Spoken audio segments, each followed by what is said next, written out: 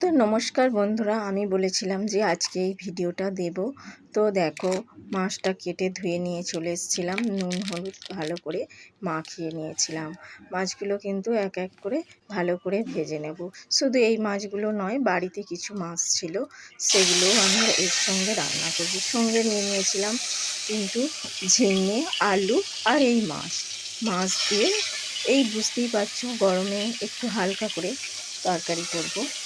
তো মাছগুলো ভালো করে ভেজে নেওয়ার পর কিন্তু আরও বাড়িতে যেই মাছগুলো ছিল সেগুলো আরও ভালো করে ভেজে নিয়েছিলাম। তারপর ঝিঙেগুলো ভাজতে দিয়ে দিয়েছিলাম, ঝিঙেগুলো ভেজে তুলে নিয়েছিলাম।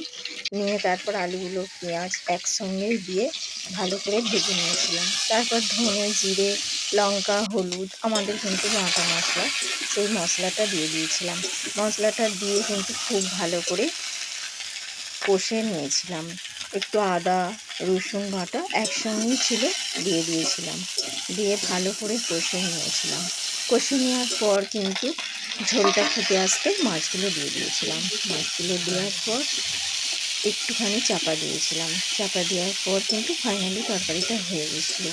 তো বন্ধুরা, আজকের মতো টাটা। এখানেই।